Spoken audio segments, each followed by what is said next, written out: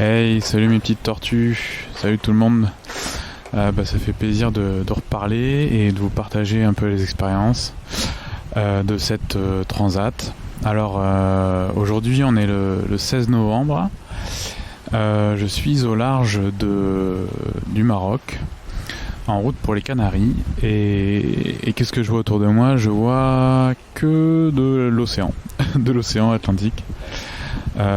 Voilà, c'est vrai qu'il n'y a pas que en faisant la transat que on ne voit que du bleu. On ne voit très vite plus de terre quand on va vers le large. Donc là, je vois un bel océan Atlantique avec une houle très large, très très douce, avec quelques petites vagues, mais qui ont beaucoup moins d'influence sur la gîte, le mouvement du bateau. Et je vois aussi le génois de sortie, donc c'est la voile avant. Il y a la grand voile aussi, ce qu'on n'avait jamais eu pour l'instant à peu près de sortie en même temps. Ce que vous entendez là, c'est la grand voile qui comme on n'a pas beaucoup de vent, façaille un peu et puis bouge de temps en temps avec les remous.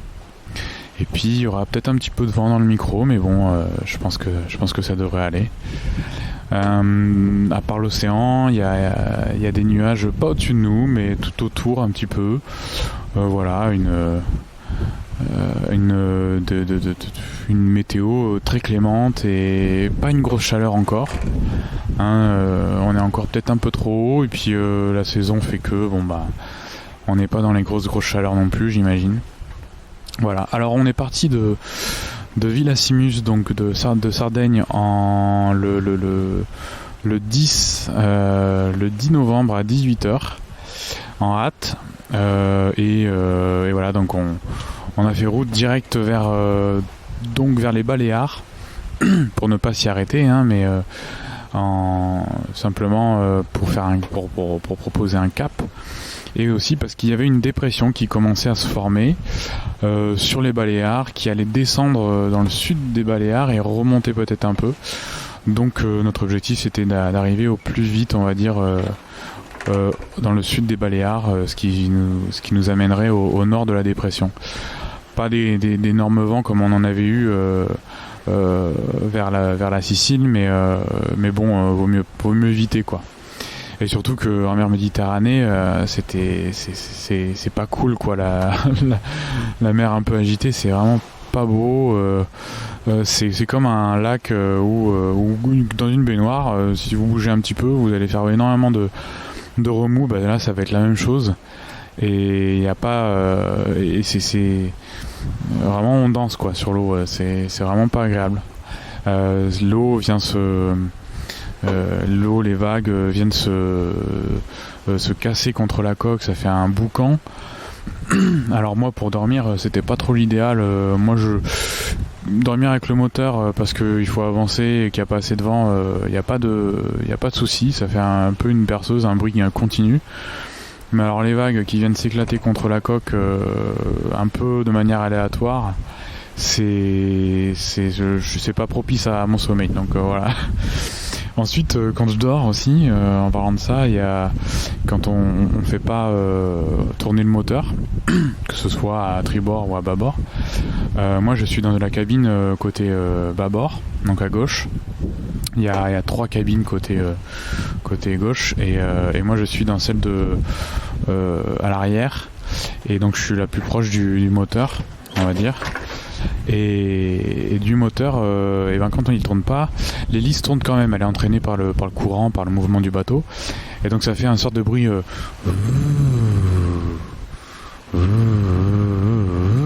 donc c'est assez aussi c'est pas régulier, donc ça tendance à me perturber, mais c'est un peu plus agréable, on va dire, à dormir avec. Bon, voilà, c'est une chose. Donc pour vous compter un peu le trajet, là on a passé Gibraltar hier.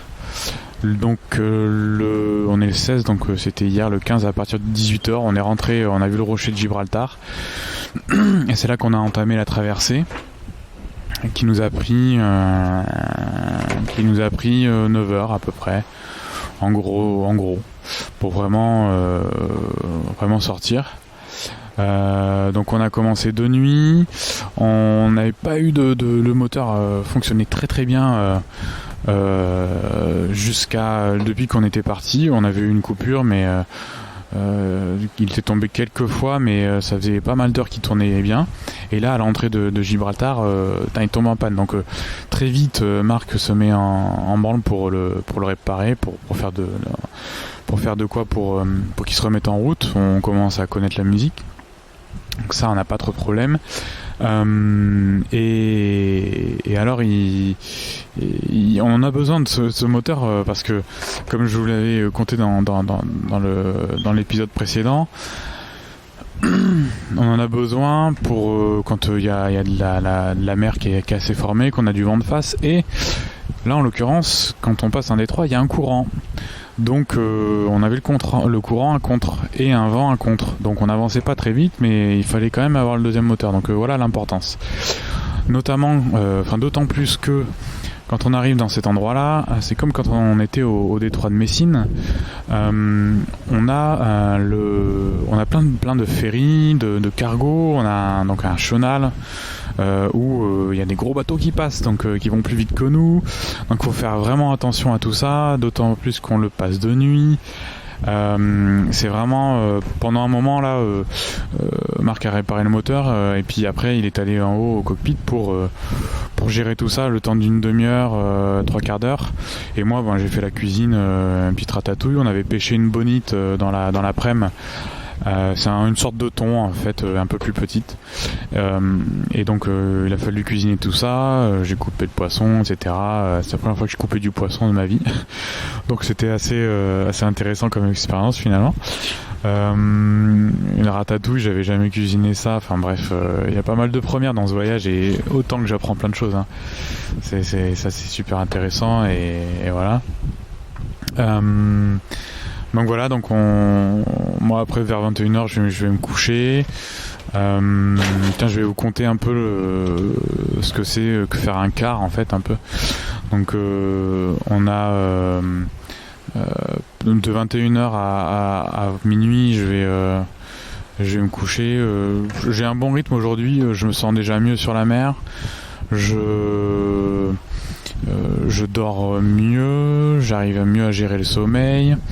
Donc ça c'est top. Pendant ces 3 premières heures de potentiel sommeil, maintenant je regarde un petit peu un film, je lis. Donc les films que j'ai téléchargés en amont et que voilà, je peux avoir hors connexion. Je vais et puis vers 23h50 mon réveil il sonne. Je sors de mon sac de mon duvet, de mon sac de couchage. J'enfile mon short, ma polaire, mon t-shirt, un petit passage aux toilettes, et voilà, à minuit je suis sur le pont. Marc est là, il me briefe un peu sur ce qu'il a vu, sur ce qu'il y a à faire, sur ce que j'ai pas à toucher, sur ce que j'aurais peut-être à faire.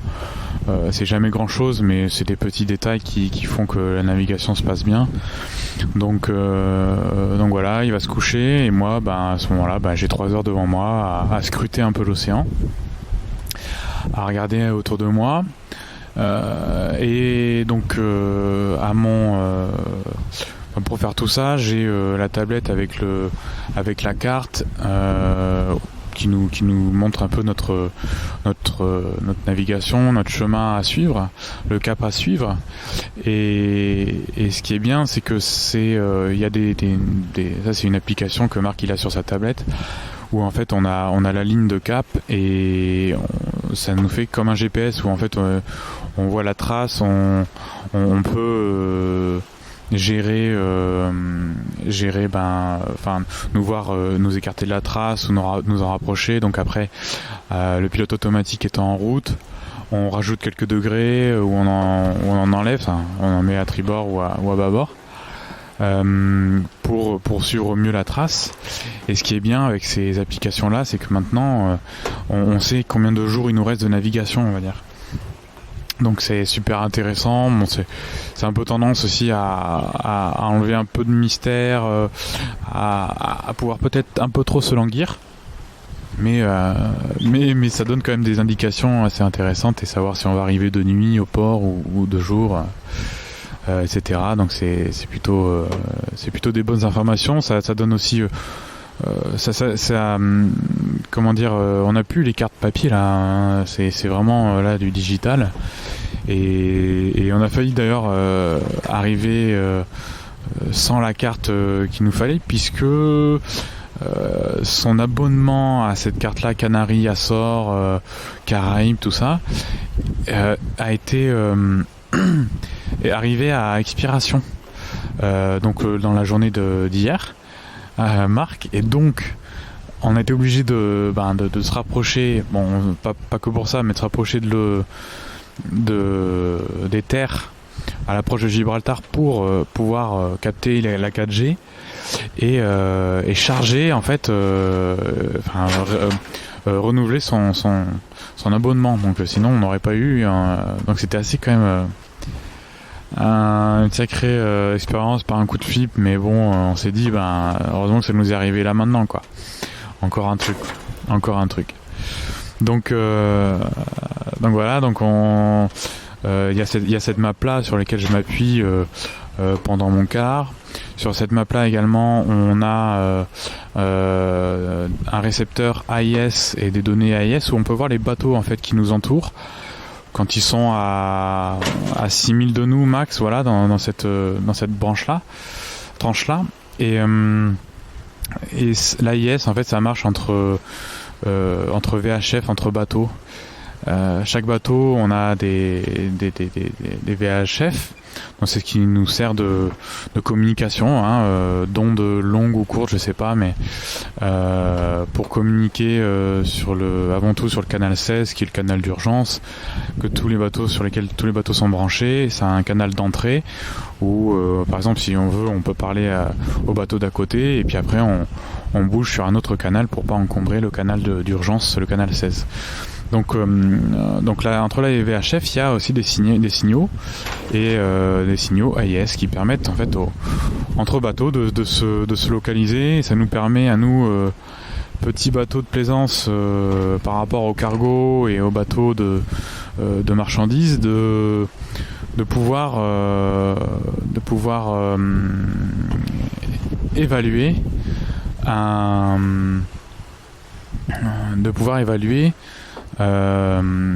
notre distance du bateau, à quel moment on va le croiser et à quelle distance.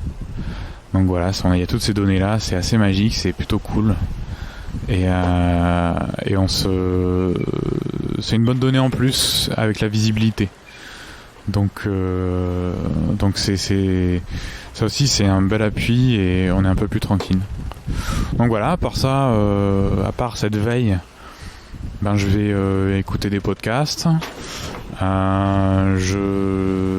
Les Pieds sur Terre, la série documentaire, Les Baladeurs, Le Temps d'un bivouac, Concordance des temps, pas mal de trucs un peu biographiques et des histoires authentiques et des récits, c'est assez intéressant. Je lis également sur ma tablette.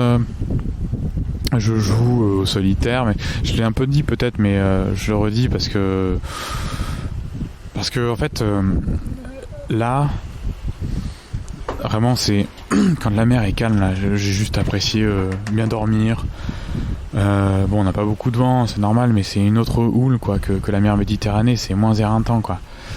Donc il y a ça et donc c'est appréciable de passer un quart où ça bouge pas trop, on n'est pas en train de se dire je ne vais pas voir la signalisation d'un navire au loin entre les vagues, etc. et de pas être stable forcément et de pas forcément être à l'aise au niveau du mal de mer potentiel que je pourrais avoir, mais tout s'est tassé et tout va bien quoi. Donc mine de rien, arriver et passer Gibraltar et là être au large de presque Essaouira, je crois, ça nous a pris 6 jours quoi. 6 jours. À 6 nœuds de moyenne, c'est l'objectif, il faut pas, c'est un minima on va dire qu'on doit tenir. Et voilà, et dans 4 jours, on est prévu d'arriver aux Canaries, où va nous rejoindre Lowen, un jeune, une connaissance du microcosme de Marc à Saint-Michel, où il habite. Voilà, ça fait... je suis vraiment mieux, je suis vraiment bien là, en ce 16 novembre.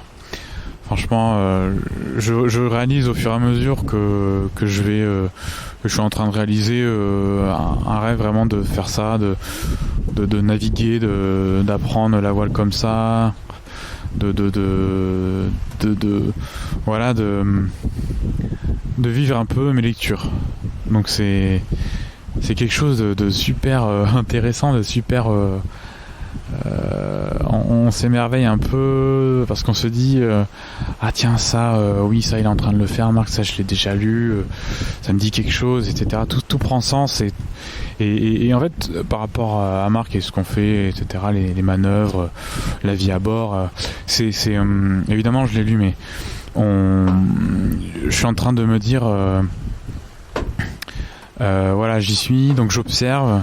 Je suis un peu comme ça moi par rapport à mon adaptation, j'observe beaucoup, ça prend plus ou moins de temps, et puis là on est dans le concret et tout, donc après à partir de là je prends un peu plus d'autonomie, je me dis bah voilà, ça je sais que ben, c'est normal de le faire, c'est aussi comme ça qu'on le fait, ça nécessite de le faire maintenant.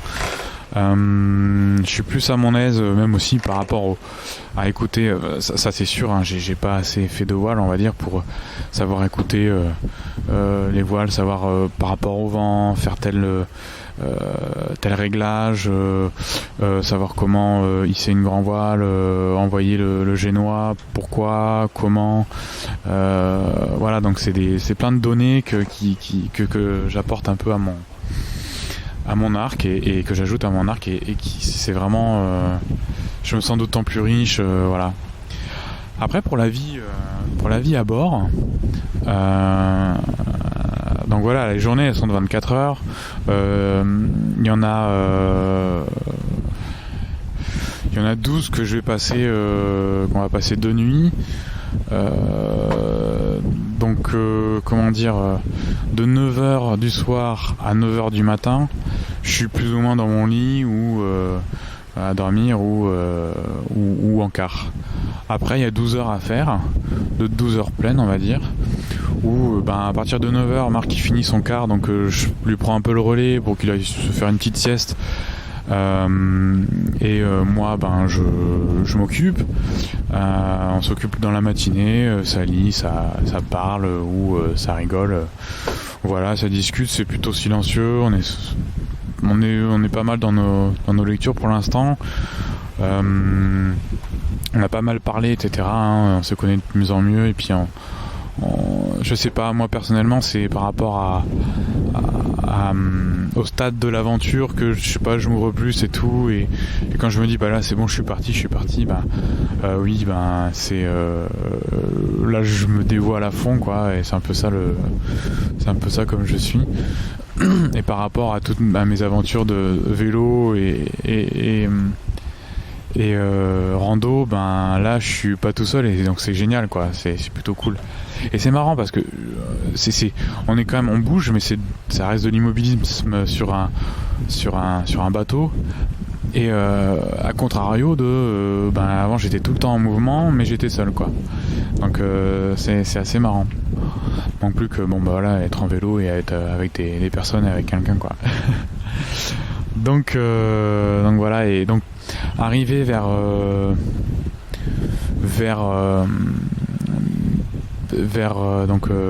midi, on commence à faire à manger, on se fait une salade, principalement, enfin généralement c'est des salades, voilà, pas trop chaud. Et puis à partir de 13h, 14h, Marc va habituellement prendre sa sieste, Joseph l'a fait également, et moi je suis plutôt sur le pont non pas à déconner, mais à m'occuper. Voilà, là je prends l'occasion pour faire ce petit récit, vous raconter un petit peu tout ça. Ensuite ils reviennent, Et puis vers 16h-17h peut-être c'est moi qui vais me poser dans le lit tranquillement, peut-être regarder un film, etc. C'est assez j'ai moult choses à faire de toute manière. Et je me suis mis à écrire sur mon ordinateur là, hors connexion, tout se passe bien. C'est plutôt sympa.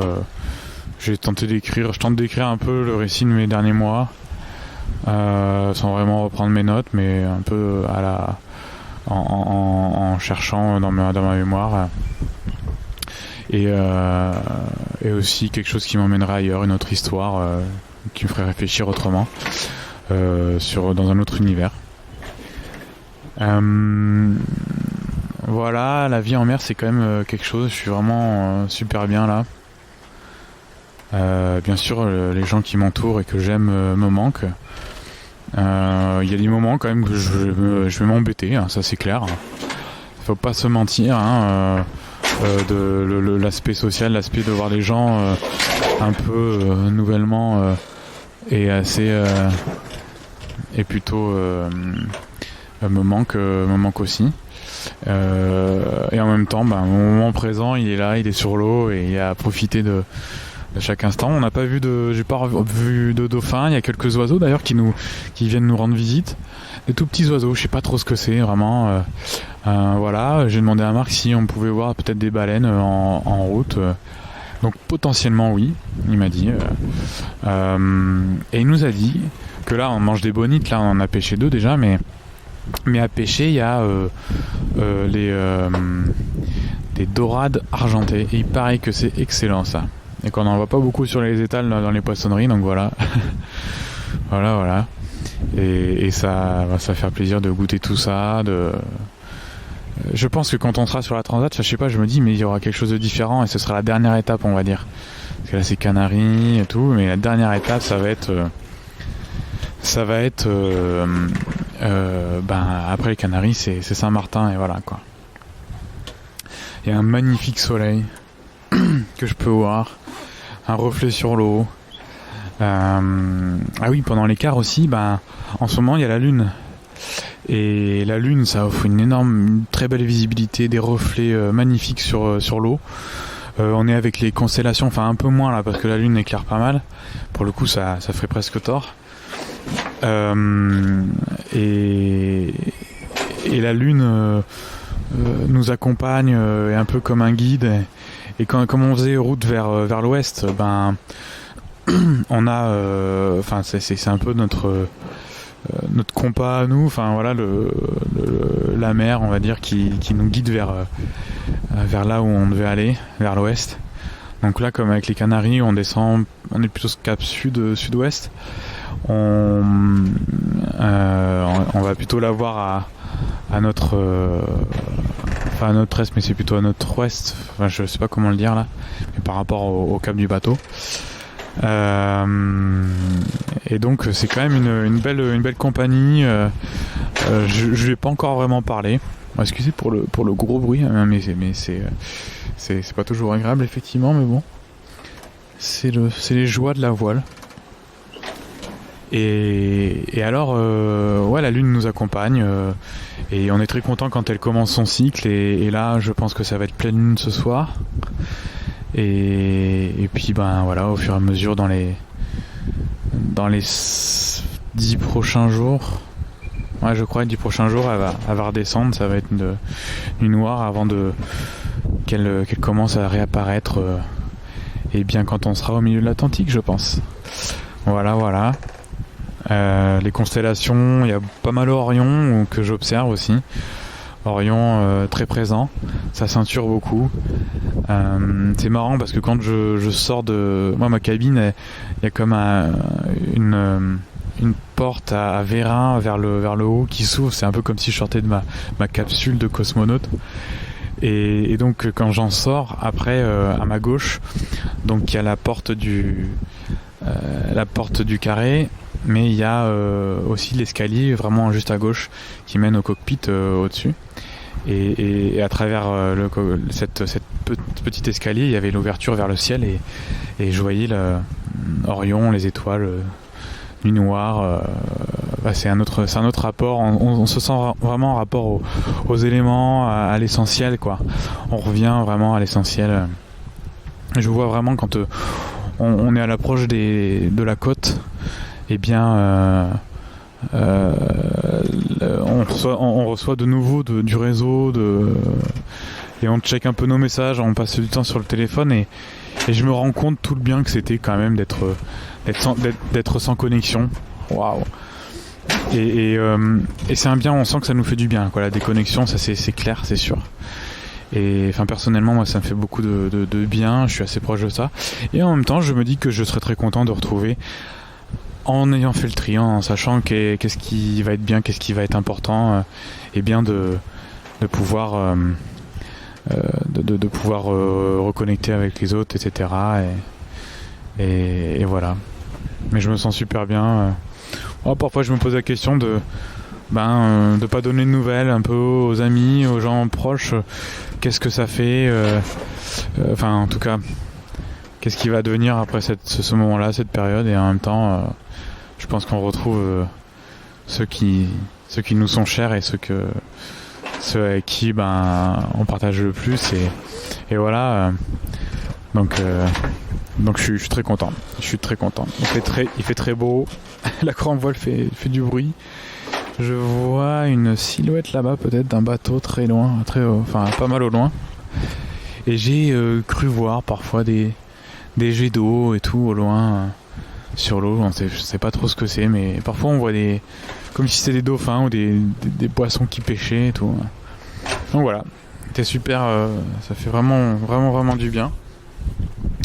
Je regarde une petite note, voir si je vous ai pas... J'ai pas oublié de dire des trucs, c'est pas que j'ai mes notes, mais comme j'ai dans mon carnet, c'est toujours des trucs qu'on retient. J'ai lu pas mal de livres depuis le début. Les 7 plumes de l'aigle, Le vieil homme et la mer. Ça, j'avais demandé à certains de mes amis de me donner des textes à lire, et eux je les avais pas lus, donc c'était assez bien. J'ai lu Toute voile dehors de Jean Le Cam. Petit miracle au bureau des objets trouvés.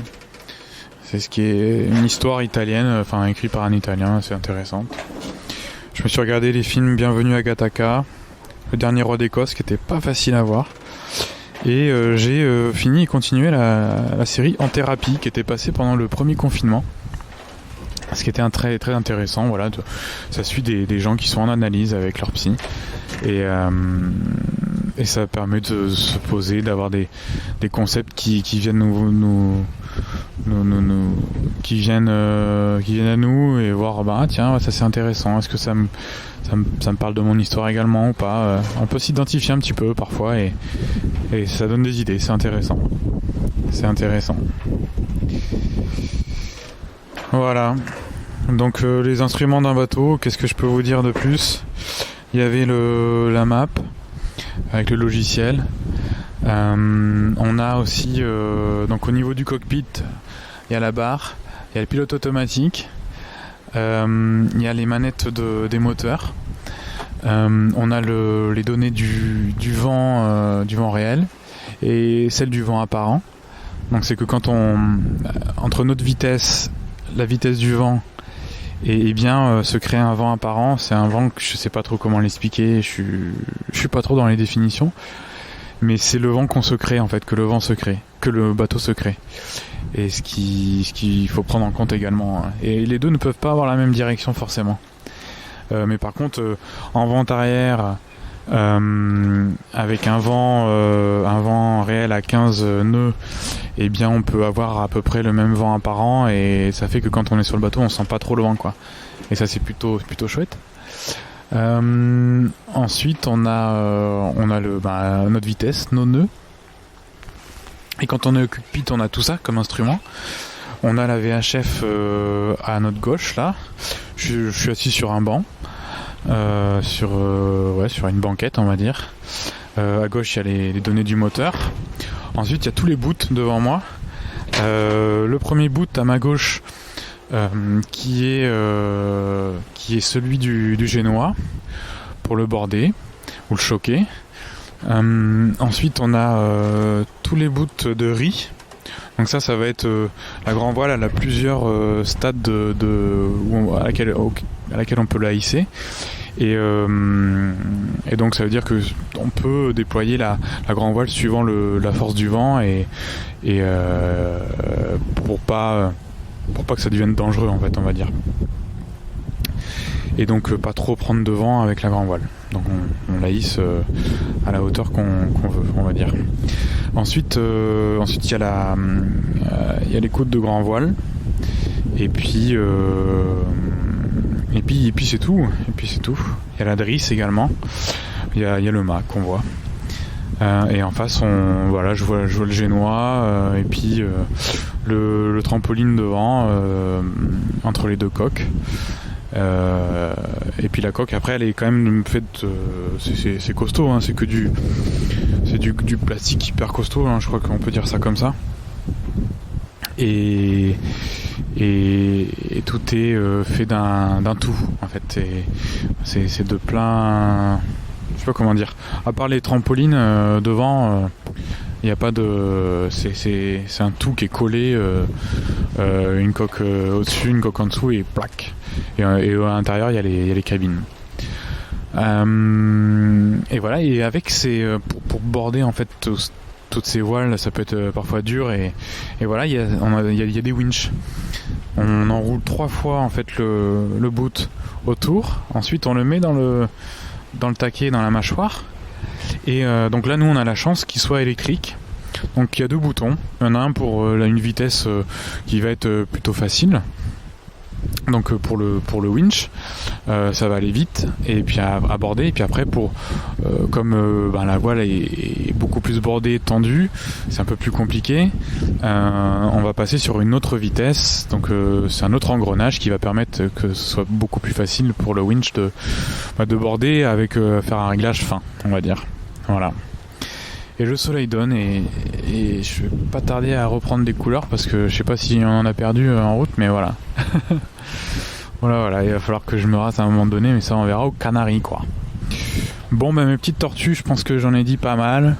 Il y a pas mal d'infos, je vous laisse digérer ça et j'espère que ça vous aura plu et que vous en délecterez et que vous ressentez un peu la joie que je peux ressentir d'être là et d'être moins fatigué déjà que dans mon premier podcast épisode là, voilà, première escale. Voilà, écoutez, à la revoyure, et puis je vous souhaite bon vent et à bientôt. Salut les tortues, ciao.